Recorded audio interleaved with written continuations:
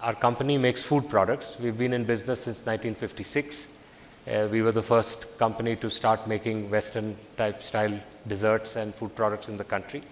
We currently have a portfolio of about 35 different products ranging from dessert mixes, custards and jellies, bakery products, sauces, organic tea, pasta and mushrooms. So it's a whole range of food products.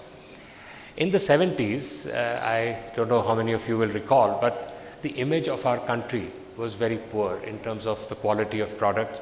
And generally, the media was always showing up how India was a poverty-stricken country, how much filth we had, how much dirt we had, and the good parts of the country were never really publicized abroad.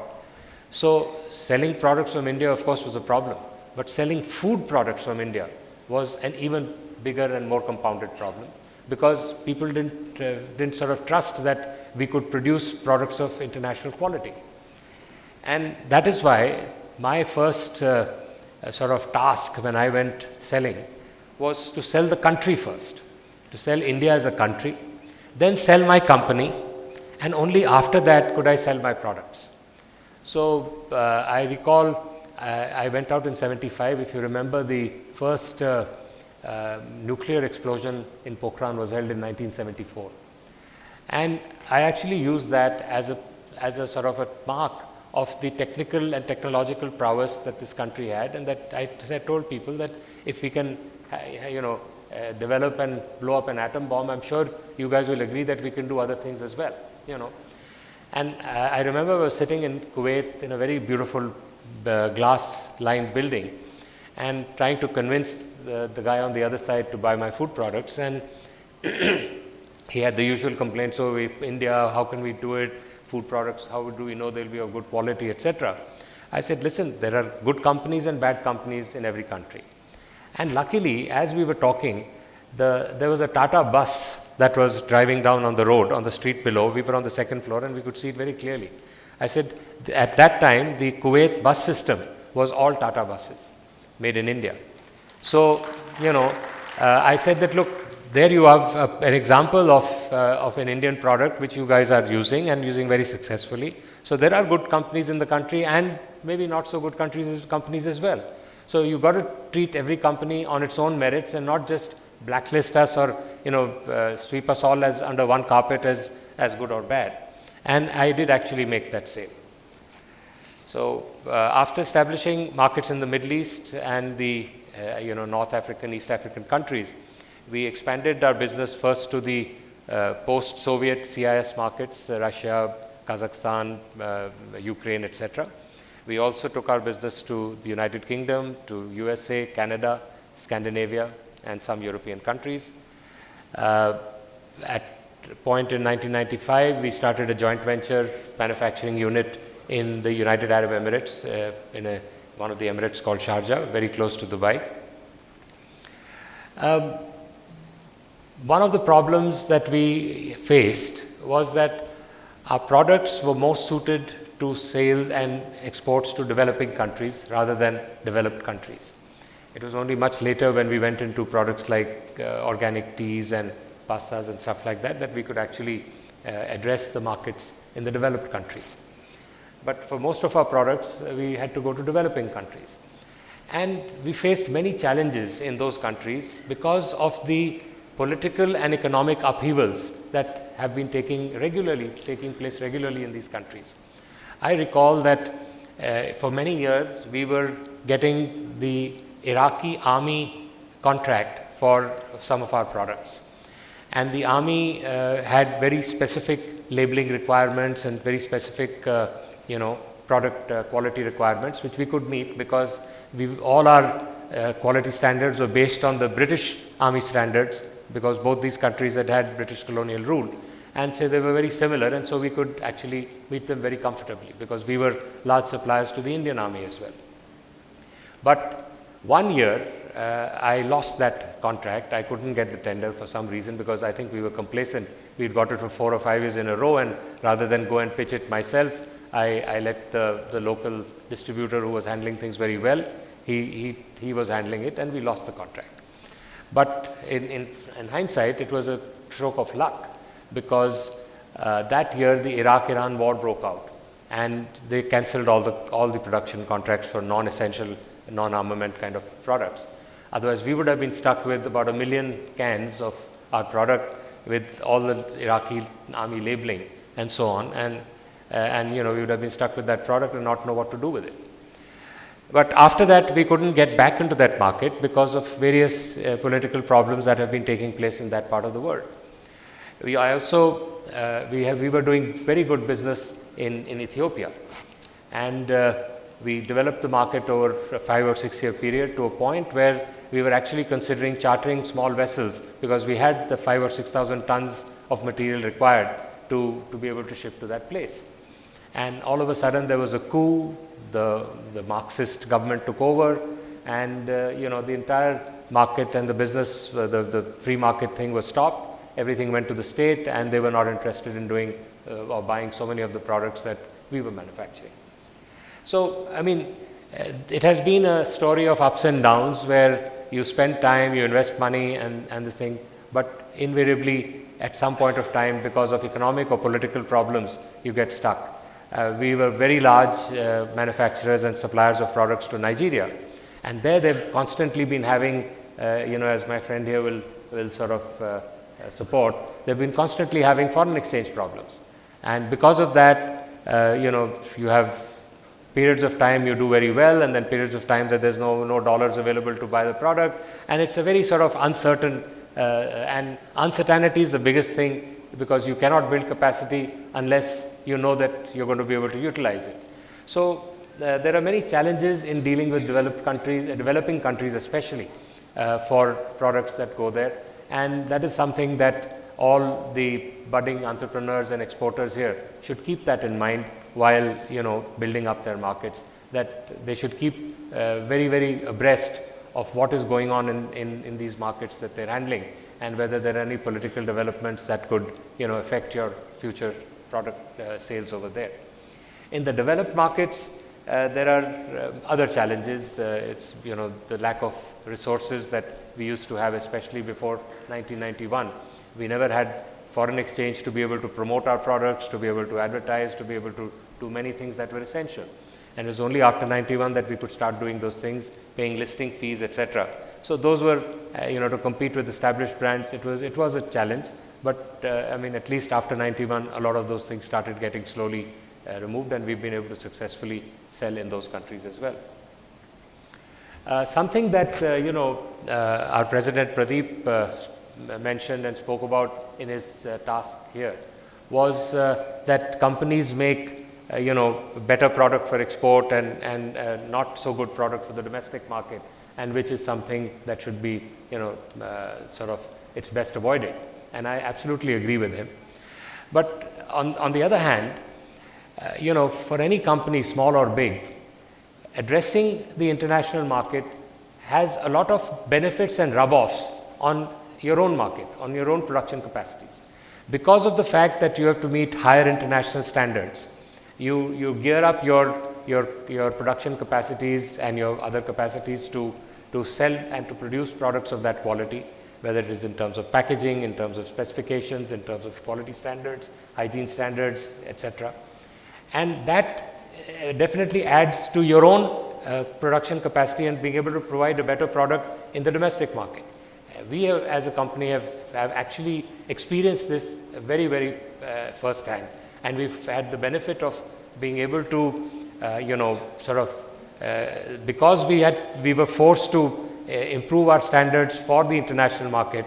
Our Indian product also became equally good, because we never really differentiated. Once we improved the product for the international market, the same thing was then brought in, except on matters of taste. In certain countries, some people prefer less sugar. In India, we prefer a little more sugar in our desserts and stuff like that. But that is not really a quality issue. That's really a preference issue. So, apart from that, on the quality standards, whenever we've upgraded our quality for international markets, it has had a direct rub-off in being able to improve the quality standards for our domestic market as well.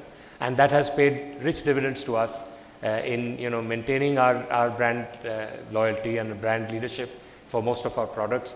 Even though we are niche players, we dominate the niches that we address, and we are number 1 or number 2 or at max number 3 in the country in most of the products that we make.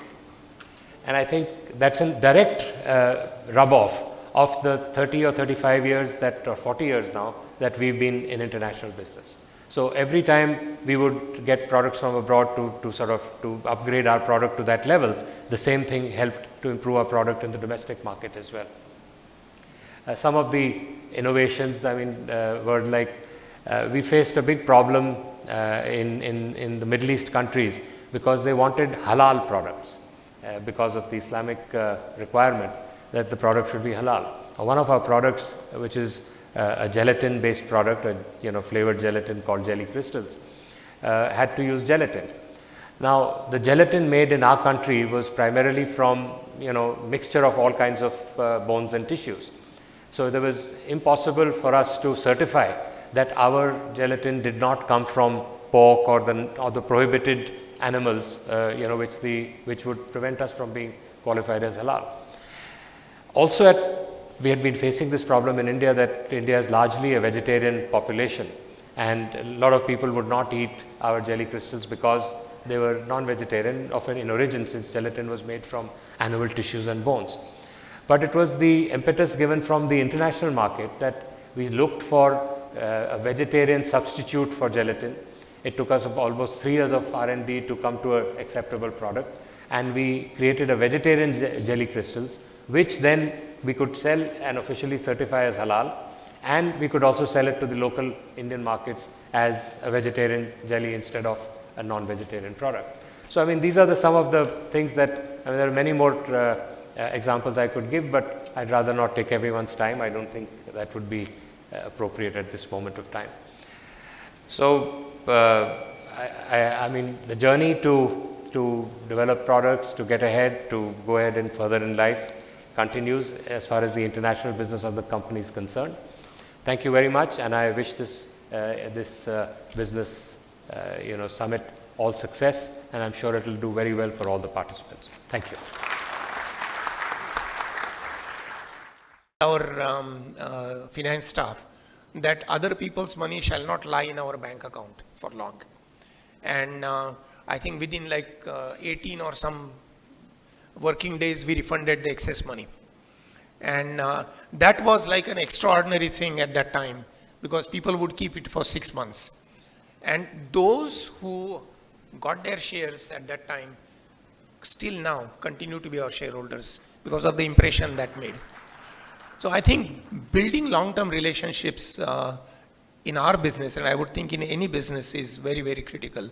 And those long-term relationships are with your investors as much as they are with your customers and your own people. So we went public, and as luck would have it, so these people like 50 times oversubscribed, saying that, you know what, this is a good company. And at that time, we were working with 2 large banks in Europe who contributed to 60% of our revenue and 130% of our profits. And lo and behold, within 2 months of going public, that bank sold off the operations where we were doing the work. And so this was like a big blow, people having invested in us because of our big name. And 3 months later, we go back saying, this is not going to work out, and horrible experience. But nothing makes you tougher and better than a horrible experience early on, And so we worked on that. I mean, we had 1 quarter loss. Our team worked very well. From 2nd quarter, we were making profits again, although the year as a whole ended in a loss. And we needed to do a lot of work to rebuild the confidence that investors had in us. It took us about 3 years. So, life is never a linear thing, I mean, it always goes like this. It comes down, goes up. I think what really matters is your ability, when you fall down, to brush your clothes and get up and start running again. And that our experience taught us. And then we kept on growing, and that was also the time the industry as a whole was growing. And then about 2 years ago, we took an extraordinary decision. I want to talk to you about that, because I think many of you in business may be faced with some decision like this. So our business over the last 10 years has been IT and embedded software. And 2 years ago, we were like $600 million worth of revenue. But almost 60-70% was that of general IT. And by that time, the industry had started consolidating. It had gone big. And we realized that on the general IT area, we were like a Me Too player. We had good clients, long client relationship, profitable business, but we were Me Too players. And we took a decision 2 years ago to split the company. And we said that we don't want to be in a Me Too business. We want to be where people would come to us. And that's why, we halved the company. And now we are focused really on embedded technology. Today, companies from all over the world come and talk to us. We of course do some marketing, but they come to us and talk to us. Recently, a very well-known Japanese auto tier 1 came to us, unannounced, and very large, multi-billion dollar.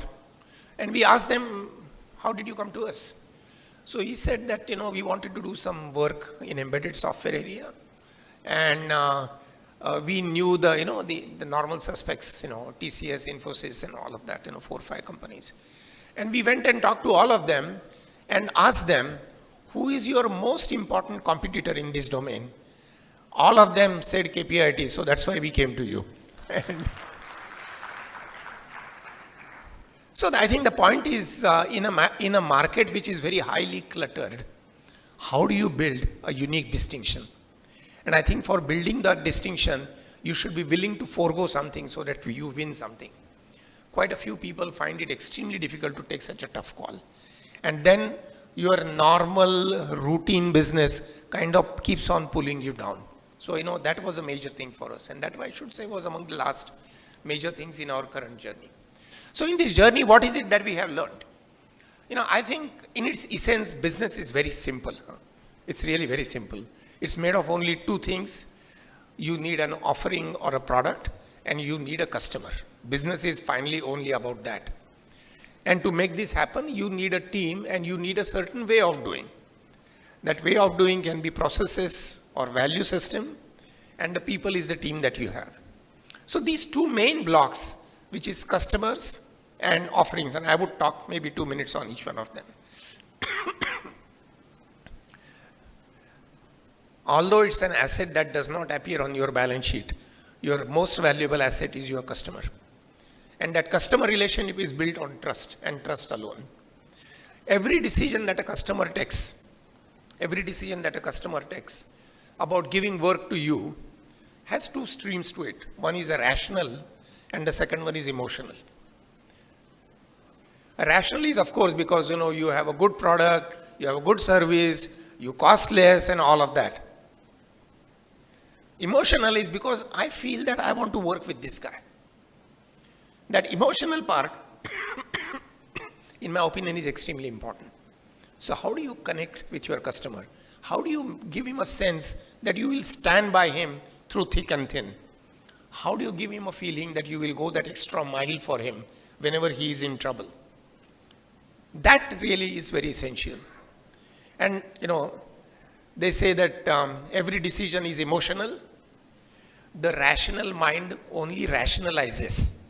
So after a person has taken a decision, his rational mind comes in and says, you know what, I have to give business to this. The reason I'm going to give it to him is A, B, C, D, E. But the decision first time is made really in the heart. The point is that how can you touch the heart of your customer? That is important. Secondly, there is enough data to show that doing the same business with more and more business with the same customer is far more profitable, far less costly than finding out a new customer every now and then. So retention, relationship of a long-term nature is very important. In our company, we took a decision a few years ago that we will work with only a few select customers. So today, for example, we have a strategy which says T25, that is top 25. These are the only customers that we work with. If you have a sales force, the sales guy would be wanting to go out and sell in the easiest possible way. But that may not be the customer that you want. So you should choose a customer to whom you are strategic and he is strategic to you. So cutting out customers is a big thing. And banning your people from going to the wrong customers is a very big thing. So we have done that very strongly. You don't give incentive. You don't give sales commission to the guy who sells to somebody that you don't want to sell. You refuse to accept the order. You put a control on the purchase orders that you accept and things of that type. So customers, that is one part. The second part is your product. If there is one thing that is certain about business, is that the product cannot be continuous and the same. The product has to keep on changing. Because the technology changes, the people's requirement changes. Your customer's customer requirement keeps on changing. And you need to innovate. You have to stand out from the rest. And for that, you of course need good investment. We do a lot of, probably more than any other IT company in the country, we do more investment on innovation. We have a large number of patents. And we are of course very excited to be in an area which is so full of new things. I tell my people, you should work in a job where a Monday morning is far more looked for than a Friday evening. I think that is very important. You should be excited by what you are really wanting to do. And if your work involves some innovation, it kind of, charges up people. We have a lot of young guys. The average age of the company is very low. And I keep on telling that the day on which I retire, I think the average age will fall below 17. So, and I get a lot of energy from these young kids who are around.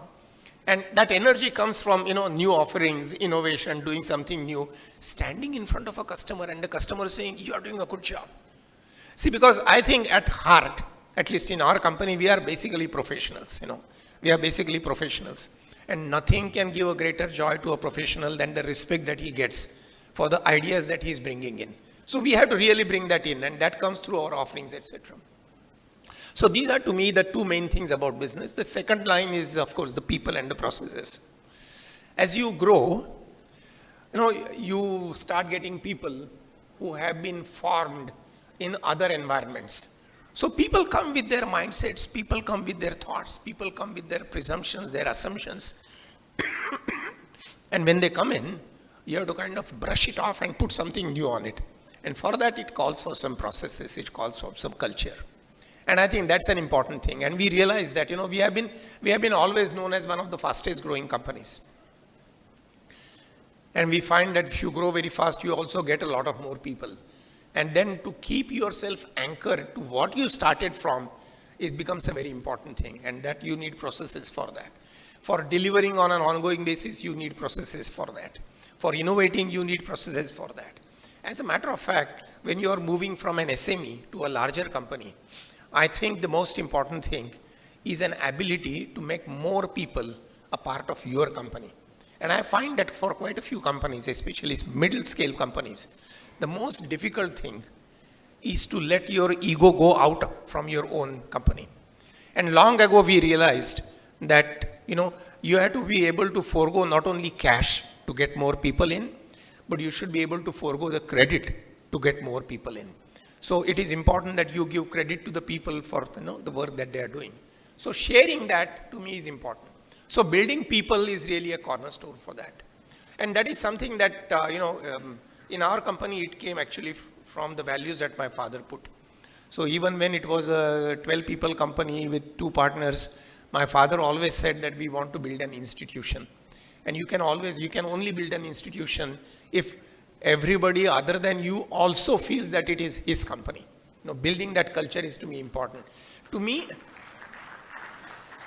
this is the most significant limit to growth for many companies. And if you are able to do that, I think it is important.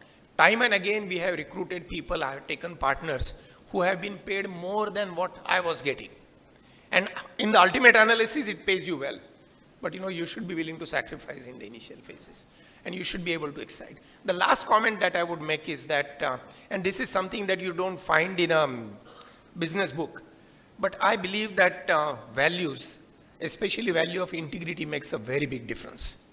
And those of us who operate in India are unfortunately surrounded in an environment where there is a huge cost attached to integrity, right?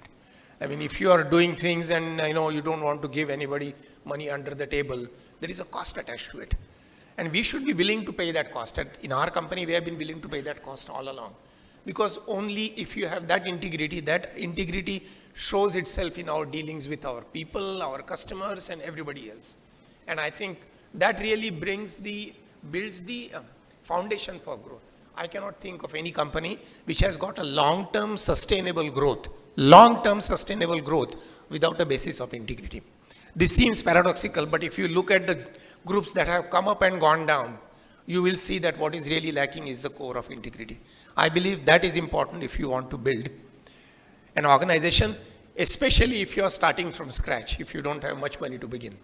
If you have a very rich father or somebody, then you can start a capital intensive business and you may not probably worry about other things. But I think if you want to build a sustainable business, that is very important. So these are some of the lessons that I have learned. I hope they are of use to you. Thank you very much.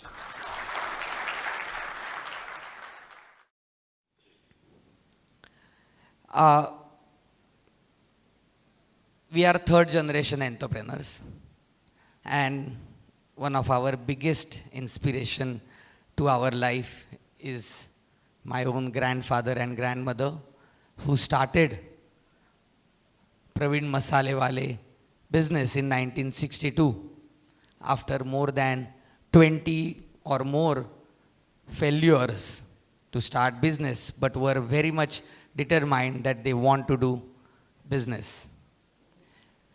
Grandmother used to make masalas at home, few kg a day, and grandfather used to go on cycle and sell the masalas around.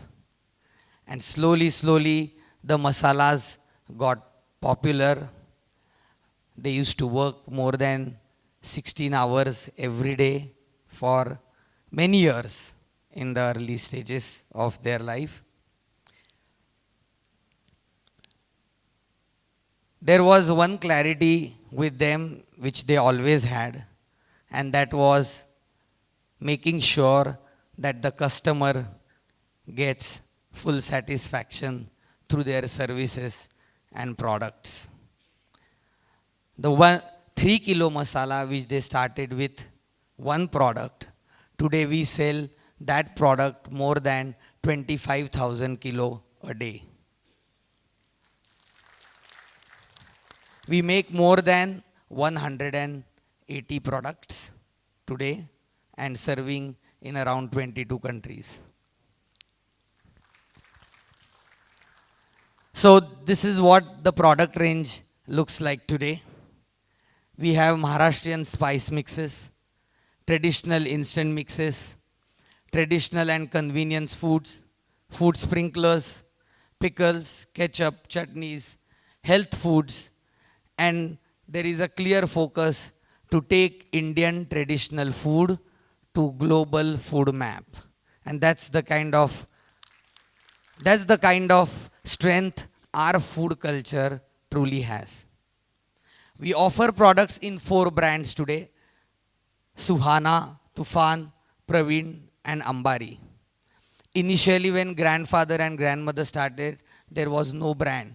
They used to wrap it in a newspaper and sell it. Then a concept of chap came, because that time there was no brand concept. So we had Ambari chap later on, which got converted to Ambari brand, and which is today Maharashtra's most favorite brand for Maharashtrian masalas and delicacies. These are some of the new products we launched. When I have been seeing instant kappa noodles sold globally, I thought, why can't we offer Indian traditional food in kappa and convenient format to world, which has a lot of health values, which is natural and have very much our own taste, which will be preferred by customers worldwide. We got recently launched health products like organic moringa powder and some of other brands which are now global. These are some quick stats. We started with 5 kgs. Today we do 140 tons of spice mixes every single day. We started with one product. We are offering more than 150 products today. facilities, it was a kitchen-based manufacturing. Now we have 9 integrated facilities and 2 warehouses. Distribution, we have 1170 distributors, 150 retailers. Initial days we had, today we have more than 2 lakh retailers and 25 C&Fs. Supply chain, which was very local earlier, now we are in, as I said, almost in 22 countries and in 9 states of India we are distributing. It was a door-to-door bicycle, on bicycle retailing earlier, and now we are in all modern trades, retail outlets, Amazon, all the digital platforms as well. This is our global footprint today. We do some CSR activities, and one of the initiatives we have taken on sustainable development, sustainable agriculture, and clean and green India is the Eco Factory Foundation. Through that, we created India's first waste management park, showcasing 360-degree approach that how waste can be converted to wealth or health, including in rural and urban areas. Through Pravin Masalewale Charitable Trust, for last 20 years, we are honoring, rewarding women entrepreneurs in respect to my grandmother who started business. We work very closely with academics. We work with most of the universities who are engaged in food and agricultural education for various research projects or various tie-ups or internship for students. We are also working with few international universities as well. This is one of our latest facilities, my first greenfield project, which is our own warehouse. It's a platinum rated green building. As Pramod ji mentioned, a complete circular economy approach has been implemented here. We do not generate single gram of waste through this facility. Everything gets recycled, which runs on solar power. Also got Warehouse of the Year award by CNBC TV 18 last year. The idea of Eco Factory Foundation actually came when we realized as entrepreneurs and corporate, we are generating lot of waste. More than 4,000 tons of waste we generate per year. In 2014, we had no clue how we want to go about it, but there was so much of guilt in me that we must do something about this and we must address this issue, that we will not dispose this or burn this waste which we have been doing in community.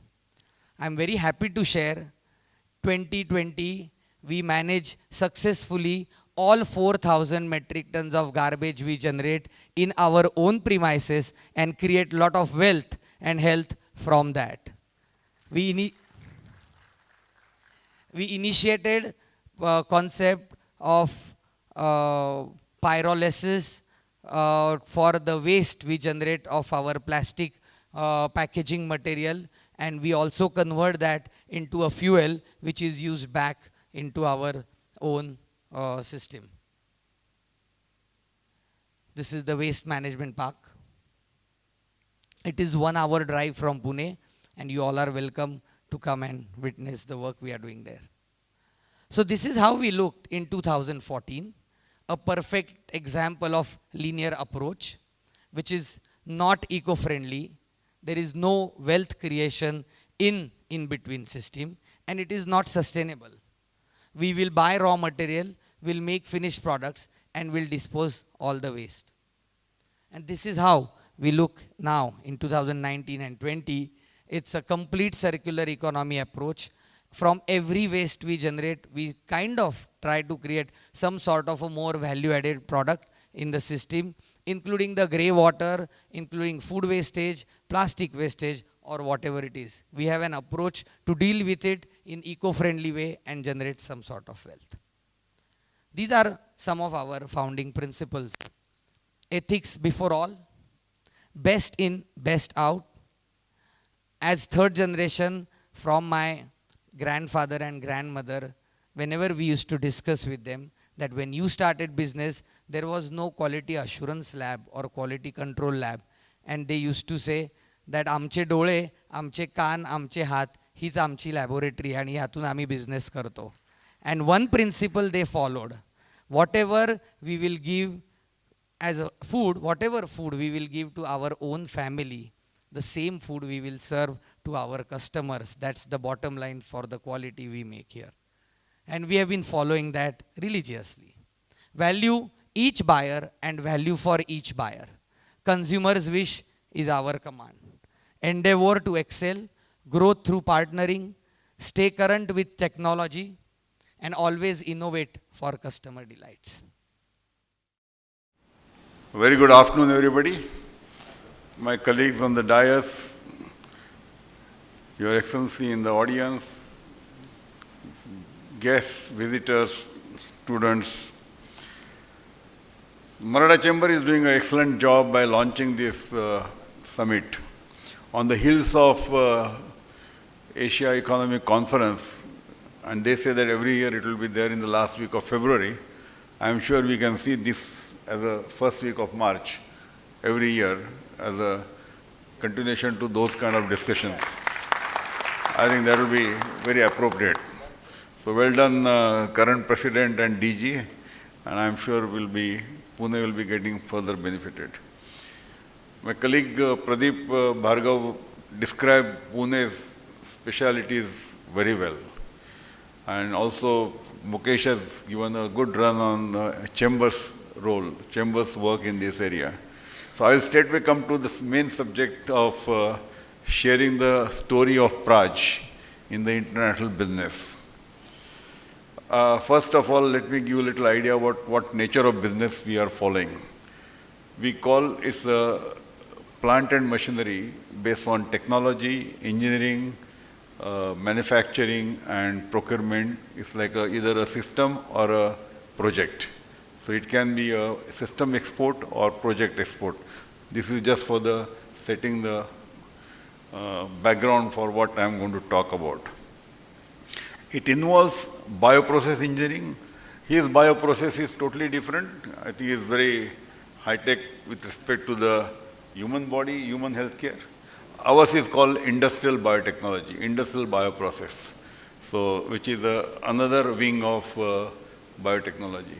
So it is the biotech, it is the chemical engineering, it is the mechanical designs, all bundled together, our system or project is formed. It involves multiple unit operations, fermentation, distillation, evaporation. So there are a number of stations in the project. So the integration of entire chain is what is our business is. And that's what we call is end-to-end solution. I don't know if you got it well. If you don't, then please ask me in the recess. But this is what the business model which we have been following.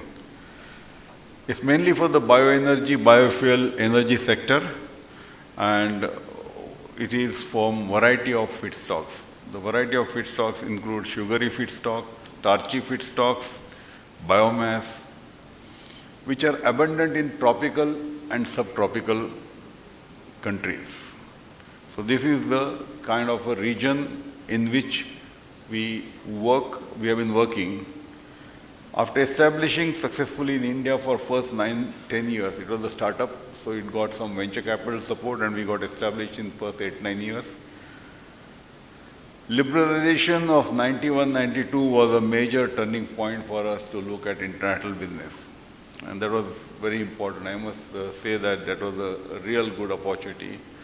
I made a trip to Southeast Asia and confirmed the potential in that region, Southeast Asia, mainly ASEAN countries, Indonesia, Philippines, Thailand, Vietnam. Those are the countries were target countries for us. But we realized that the Indian image was not very good. This is frankly the story about 93, 94. So what we did as a strategy, we opened a base in Singapore. And Indian company operating out of Singapore became a acceptable solution for the customers in that region. We made reasonably good business of supplying some engineering designs included in the equipment and got some breakthroughs in that part of the world.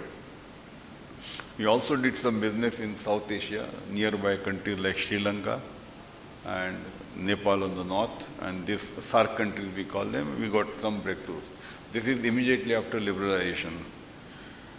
Then came the crisis, currency crisis of 1997, where the Malaysia, these currencies became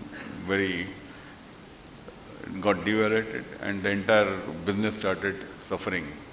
So that was one of the major meltdown point for business. We had no choice but to look around at other countries. As I told you that the strategy was to look around the equator. Equator plus minus 25 degrees was the target region, and that's how we shifted to Africa and South America. So that was the major learning, that you can't depend on one region. And because the tropical climate exists on this part of the world also, we started going to that area. So South America, we made a survey, narrowed down the choice of making an office in Colombia. Our offerings got expanded. What we started offering was a technology, designs, and also the design-based equipments.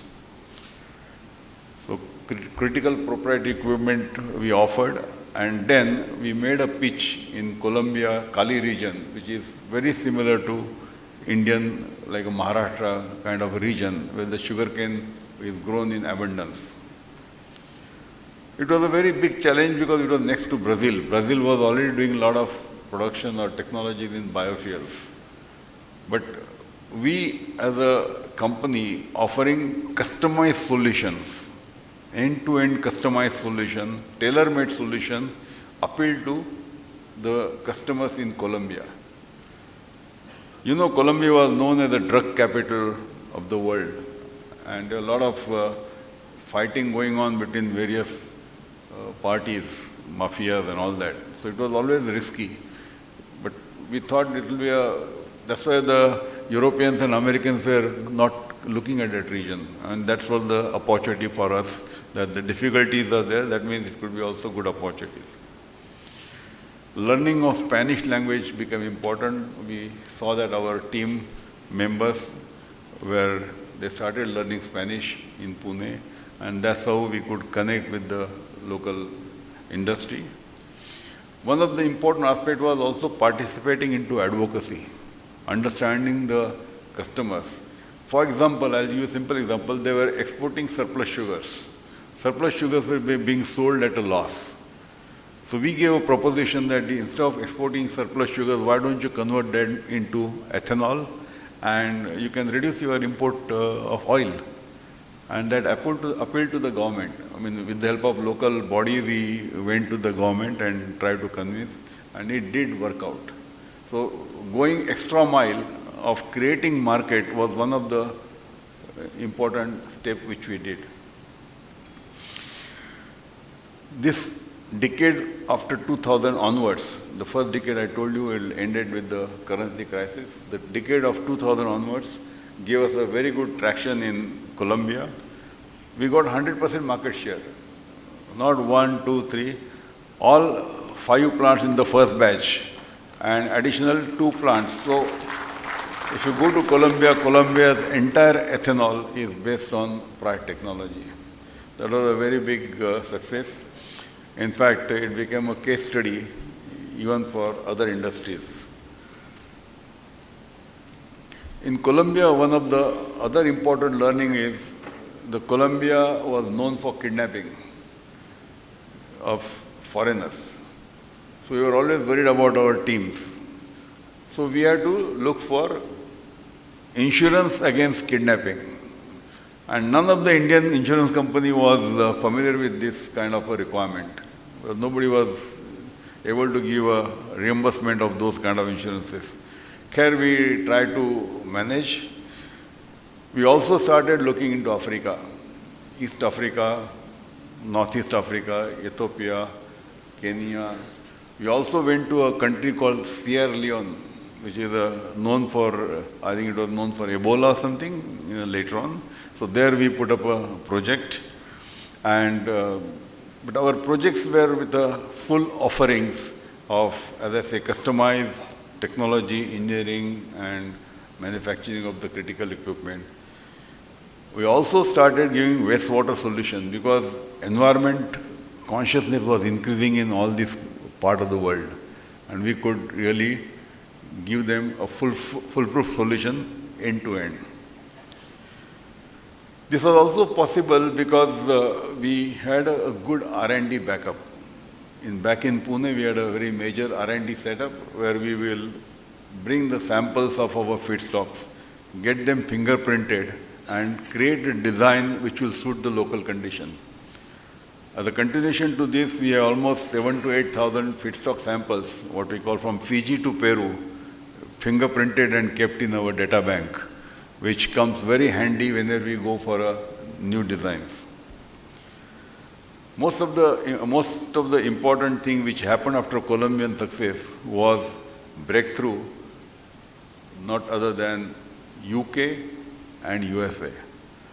In fact, that became a matter of pride for us that UK first plant for biofuels was, they selected the Indian technology, and that plant was based on Praj technology, which is still, so that really became a very great moment of pride for all my people, that those people who ruled us for 150 years, when they were looking for technology, they chose Indian technology, that also from Pune. And that gave additional business to us from nearby countries. We got a breakthrough in Germany, Belgium, and later on, of course, number of other countries, that Poland and others, we are given projects or plants or technologies. Our business model offering was always for value for money and give a customer service. This was very important. If you typically see the people from main Europe or Central Europe or Western Europe and USA, because of the high manpower cost or not rigid on their designs, they don't have a flexibility. And I think that's where the opportunity is for Indian engineering companies to adopt or to customize the things. So that was one of the very important learning which we had. What was other slogan which used to follow was value for money. And we also give that kind of and robust technology, because this is based on some fermentation, so it is a very sensitive process, and other part is the consistency of performance. This journey from 2000 onwards happened in a very interesting manner. That was the peak period. We had also had some interesting example, like one of the ship which was taking goods to Africa got hijacked by Somali pirates, and material got stuck up on the high seas. In that, again, the same issue came. This is not a force majeure situation. It's not act of God. At the same time, there was no solution. We were stuck up, and customer charged us liquidated damages because there was a delay of 6 months, because he didn't receive the goods. And that was a very peculiar example which taught us a lot of things to modify our future agreements. But these are some of the things which can happen. We made a replacement quickly and give it to them. Customers should not suffer. But in the bargain, it was a loss-making proposition. We got our original goods back maybe after 8-9 months. Then landed the next crisis of 2008, which is subprime crisis from USA. We also had I forgot to mention, we also got a breakthrough in USA, supplying them the technology and complete plant and machinery to USA. Again, it was a moment because of our success in Germany, Europe, and other things. We found working with the European customers were a little easier than working with the American customer, but again, they also found our technology acceptable. The last decade, last 10 years, now we are of course enter the 25th year of our exports. We have been exporting for the last 25 years. This year, this decade, the international business has definitely become more and more demanding, because the customers' expectation all over have gone very high. There's a shortage of capital. Capital buildup is limited after this crisis in subprime, and we know that even India also we face that. So we gave a thrust on modernization.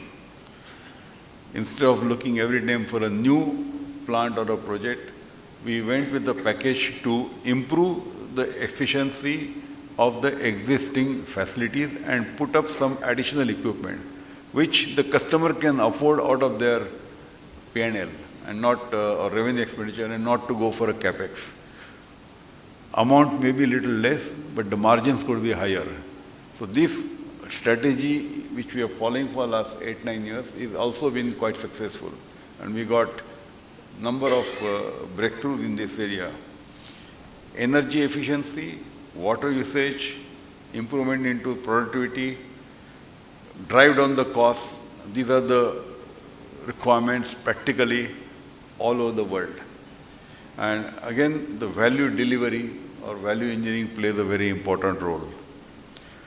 Faster response time. Remote monitoring of the plant performance. Now this is, with the digitalization, it has become the name of the game, that by sitting here on your laptop, you can monitor the performance of the plant which is operating in Uruguay or any part of the world. And that has become very important. The system of automation of SCADA or other things we can monitor from here and can get the entire performance recorded. In the after-sales service area, we have added performance enhancer. So we kept on expanding the scope of our offerings, which was need of the hour for the customer. So performance enhancers became a kind of extra facility which we are offering to our customers. And now we also recently started O&M, operation and maintenance for the plants, which gives also a constant connect with the customer. So periodically we conduct a customer satisfaction survey, and we are finding that with all these efforts which we have done in the last 8-10 years, the customer satisfaction index which we try to capture has gone pretty high now. And I think we should be able, that becomes also important target for our staff members to maintain that kind of a level. So 25 years have passed since we started the first export. We have seen these 2-3 major transformations, as I told you, and we have supplied our plant system and things to more than 75 countries in all 5 continents. As I said, the slogan is Fiji to Peru from land side, not from the water side. This movement about using ethanol or using biofuel for transportation is increasing. More than 140 countries have started adopting it because it's also connected with the mitigation of climate change. And this movement, which we have given a title called Biomobility. The biomobility is helping to mitigate climate change threat, and it is also helping the farming community, most important. One of the arguments which we use or which is discussed in the e-mobility is more of urban oriented. The farmer is not in the picture.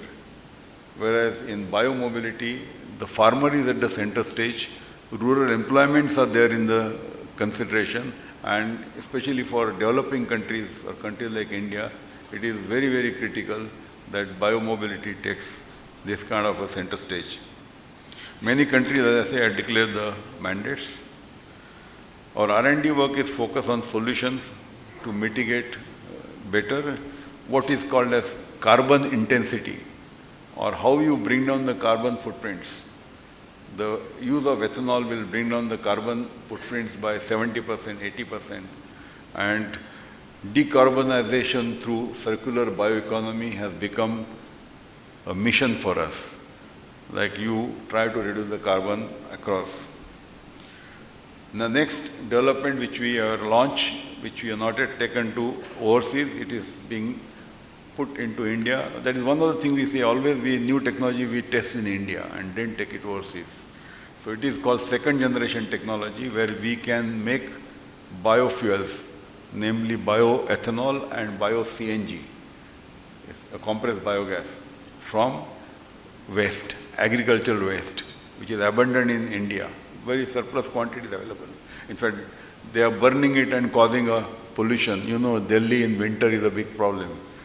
So, oil marketing companies in India have awarded us 4 contracts to put up this first batch of, commercial batch of these plants. So one is in Haryana, one in Punjab, one in Orissa, and one in UP. So these are to demonstrate how the farmers can be discouraged and they will get additional revenue by making use of this agricultural residue and converting them into biofuel, either ethanol or also with the compressed biogas. We recently did a technology development to convert this into compressed biogas.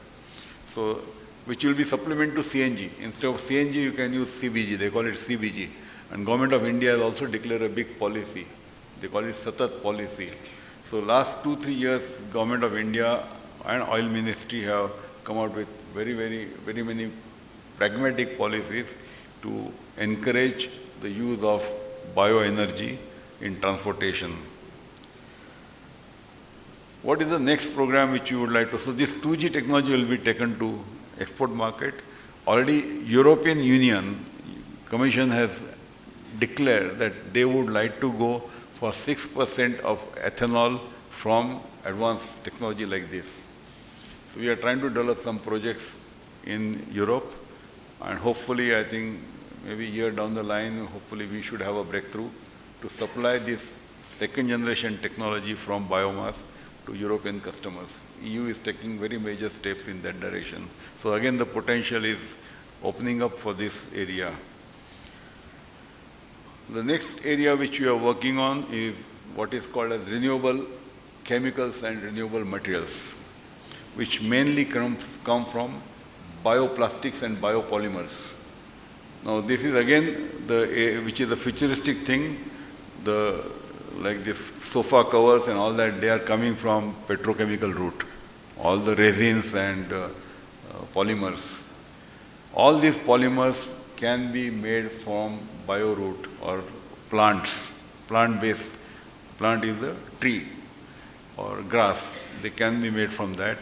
And our effort are to introduce these chemicals and materials from the future point of view. Because one of the thing is that, which is our internal mission, that we would like to make this world a better place. At least try to contribute our portion of that to make this world a better place. And that's where every project is believing in, and they are trying to work in that direction. One last point, for this new agenda, we are also going with number of international collaboration. Because this is where I think those collaborations, international business is also collaborating with some players abroad from outside, and then make a jointly, because this agenda is common agenda across the globe. And we are tying up with number of players for various inventions or various designs and other things, and trying to do the entire program jointly. That's a very important part of international business. International business is not just exports. I think that's very important. We have to collaborate with the foreigners for foreign countries and jointly make a progress. In which one of the thing is that you get a technology maybe from Europe or USA, from developed country, you churn it into a solution and then you can jointly go together for the world at large. I think that is the way I look forward to, that this will become important aspect of your this international business summit also. Thank you very much for giving me the opportunity for sharing some of the thoughts, and I wish good luck to all. The topic that they have asked me to talk about is to talk about persistent, which is something I set up 30 years back. And it's like asking you to talk about your baby, right? So I'm going to try to be very brief in terms of some of the things that may be relevant. So we are today a 30-year-old company. I started the business in 1990, so we've been doing this for about 30 years. We are about 10,000 employees all over the world. We are in 20 countries, and we are about $500 million in revenues, roughly. That's the overall business as such. Unlike many other companies in other industries, the software industry starts with export first. So our first 20 years, we were 100% export, and that was a requirement in some sense because of the way the government had the rules set up. Selling business or software in India was much harder than selling outside India. All the benefits were available if you sold outside India. So within India, the idea was to sell nothing at all because you lose your benefits if you did anything in India. And this was something that Pradeep referred to earlier today, saying that why do we need to have an export and an India industry? And I think some of this is coming together, and this is what I wanted to share here. So we are actually in 20 countries. We have several subsidiaries across various countries, and many of the people here from different countries, we are investing in these countries as well. We have offices and subsidiaries in several European countries, in Asia and in the US, and we also have a team in Israel, in Sri Lanka, Malaysia, and some of the other countries that are listed here. So 30-year journey of Persistent, I'm going to very quickly give you a short overview of how we have evolved over the last 30 years. And to do that, what I'm going to explain is that every business goes through what is known as S-curves. So you do certain things, all of a sudden you see good growth, and then despite your best efforts, you tend to flatten out. And then you have to find your next S in some sense. So at Persistent, we are in our 4th S-curve at the moment. In the first S-curve, we were mainly focused on building projects or doing projects for a very specific set of database companies. So that was our expertise. So we built software for companies that were manufacturing databases, predominantly in the US, driven mainly from the Bay Area. So that is sort of what the first 10 years of the company was, and we were about 100 people in 1999. So almost, grew very slowly in the first S-curve.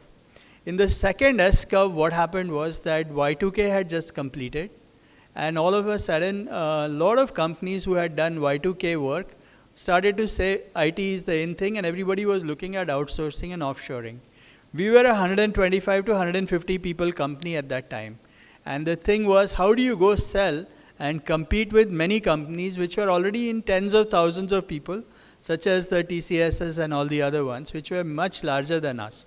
So we decided that it was best for us to focus on a small segment, but try to claim leadership in that segment.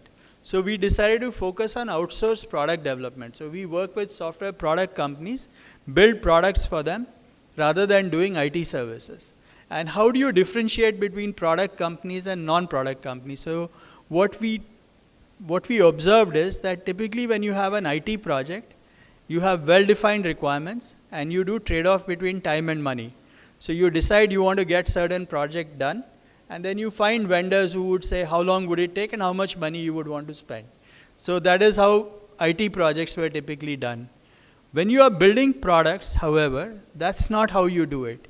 What you do when you build products is, first thing you decide is when you want to ship the product.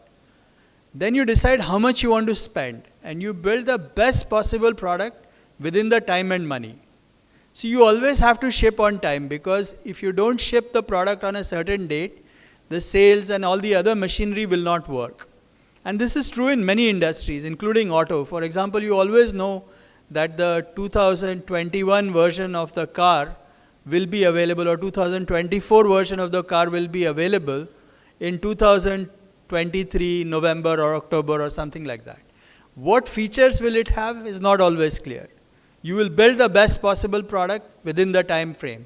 And if you don't make the features, then you have to actually wait for the next production cycle before you deliver the product. So it's really critical as to how you do this. And this process of how you build software has traditionally been referred to as agile programming or agile development. And what we have found in general in every industry today is because of the dynamic nature of the market and what consumers are looking for, instead of trying to build to a fixed spec and that you can't change forever, you are really interested in building and evolving a spec that can be dynamic, and you can build a product as you go along, but ship something that the customers really want rather than ship something that was decided 3 years back when the specifications were made. So that is the main difference in terms of how products are built, and that was our main focus when we started to focus on the second S curve. In the third S curve, what we found is that this was after 2008. We started to meet many of the CEOs of our customers, and we found that really while we were doing some important work for them on product development, they never saw us as their real partners because we were helping them save costs. And if you look at CEOs, they tend to be more focused on top line. They want to build relationships, and product development is there something they hand off to the VP engineering. So we decided that in addition to doing product development, we should also focus on building solutions, and not only should we build the product, but we should also deploy the product with the customer. So if I'm selling the product and also deploying that product, then all of a sudden we become very relevant to the customer, and we can get to know what the customer needs, and those requirements can feed into the product as you go along. We also found that many customers have products that are not strategic to them because of various acquisitions, and we acquired those companies, products, and all of those. So many of our centers that have happened across the world have come through acquisitions of products or teams from companies that were already our customers but did not want to retain that product stream for a while. So that was how our third S happened. In the fourth S, which is sort of the last 2 to 3 years, what we have found is that because of next generation of abstractions on technology, the work required or the effort required for the same work has come down dramatically. So you can build products at a much lower cost today because you are building them in the cloud and in the next generation infrastructure. When you are building products like that, we found that our business is at threat. The better work you do should reduce the projects as such because you can do them with fewer people. So we decided that we should also extend our market. So not only should we work with product companies, but we should also work with companies that need software. So those companies who are not just in the business of software, but who depend on software for their business. And that's the extension that we are in at the moment. So we find that our market has significantly increased because of our outlook, where now we are not selling just to companies that manufacture software products, but we are using the methodology of building software products for companies at large. So this is Persistent's business. We are very open to partnering and collaborating with many of the visitors here for different countries, and we are in several countries already, but we are growing quite rapidly. Respected members on the dais, all the friends here, very, very good morning. It gives me immense pleasure to welcome you for this particular convention. It is for the first time under the auspices of Maratha Chamber of Commerce, Industry and Agriculture, we convene an international summit here. The whole objective of the summit is basically to showcase the strength of Pune as a destination for industrial investment and also foreign direct investment. We have, our president has already given a small, the synopsis of very briefly about our strength, and it is I feel it's a very successful, and thank you very much for participating in this. Some 57 years ago, a 25 years old man walked up to Afghan Institute. From Poonawalla, stud agriculture farm, he has been donating the horses to Afghan to produce the anti-tetanus serum and also anti-snake venom. When having visited the Afghan Institute, some of his friends, basically the veterinary doctors, suggested him, why don't you start a small, laboratory for making the anti-tetanus serum and the anti-snake venom. It was none other than Cyrus Poonawalla. He was at that time only 25 years old. And in the one corner of the Poonawalla stud farm, he made a small laboratory. And that's the place where today he is sitting as his, the chairman's chamber. It is in 1967, he started a company called Serum Institute of India. Why institute? He always says, I must always think big. Therefore, if I say a small company, nobody will really listen to me, not look at me. And therefore, I called it an institute. So that gives a mega, appearance in the mind of the listeners. That is how the Serum Institute was born. In 1968, he made the first anti-tetanus venom serum in a small box. You can't believe he carried that in a small box by Deccan Queen to Mumbai and given to a CB agent. And that's the first sale of a product manufactured by Serum Institute of India done by Cyrus Poonawalla himself. Now, he's very passionate of the horses. And this Afghan institute used to use equine to extract the plasma and RBC and WBC and to grow the virus in that bloodstream. He found that the horse is being really facing the tremendous pain. He thought something has to be done. Then he studied. He's a BCom graduate at that time, please remember. Then he studied the entire technology. Then he found that something has to be done. He traveled to London and he studied there, and that the blood separator, cell separator, and technology have been adopted by him, and he did a research on that, and that is how he became Dr. Cyrus Poonawalla. And the Dr. Cyrus Poonawalla started in 1968, the first batch of 8 years. Up to 1993, it was a very small slowing, the company. In 1993, because of the visionary, our Dr. Jal Mehta, who was the vice chairman of the Serum Institute of India, he put a lot of efforts and trying to get the pre-qualification by the World Health Organizations. And we have modified the infrastructure.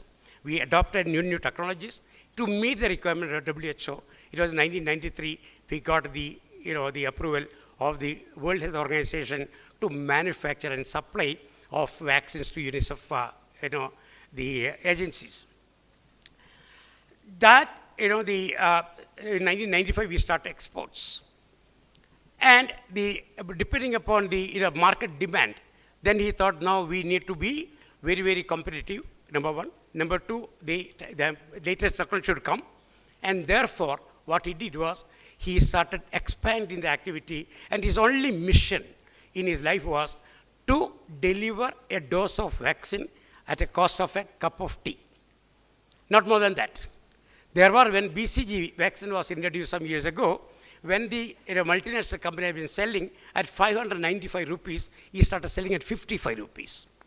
That is the capacity building has been one of our strengths. And this, market demand, again, necessitated new, investment and expansion. Today, I'm glad to tell you, we have 2 special economic zones making only vaccines and syrup products, and spread over on 110 acres of land in Hadapsar and Manjari. By taking over a company called Bilthoven and Bartek in Netherlands, we today have the exporting to 170 countries. The last year, our export, the performance was 5,000 crores of only vaccines last year. And we export to almost 170 countries. And today, out of the 3 children born in the world, the 2 is immunized by a vaccine manufactured by us in Hadapsar, Pune.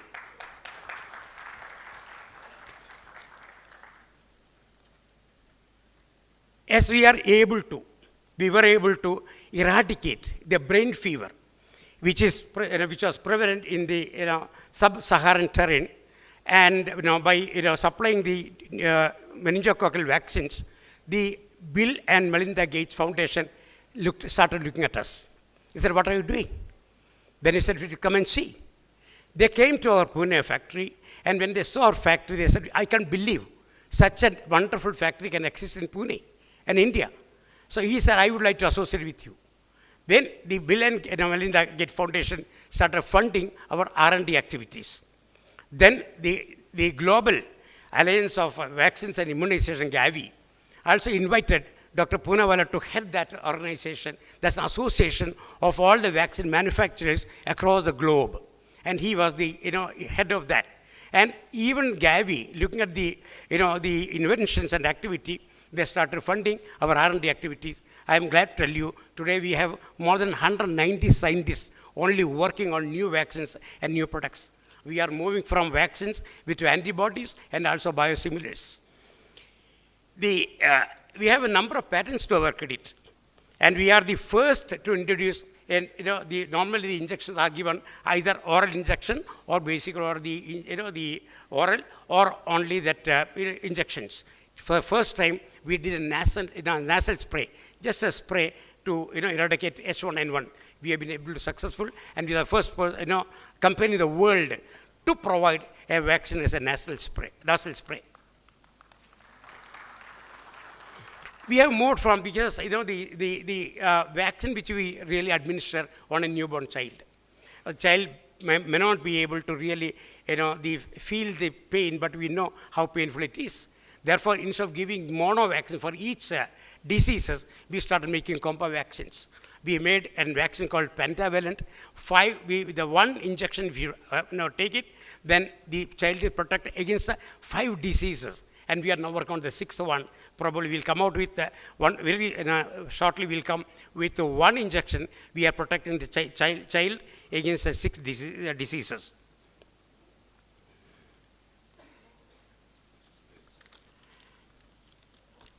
We are now working on corona vaccines. Okay, we are in partnership with the Chordia Genetics USA. We already identified the strain, and we started working on that. And within 6 months' time, it will be available for the human clinical trial by 2022. We'll have our vaccine delivered for use in humankind. That's how we are working. We are also working on biosimilars, and we are also working on the newer vaccines. And we are the largest manufacturer of vaccines in the world in number of doses. Now more on the a short film that follows. Thank you very much.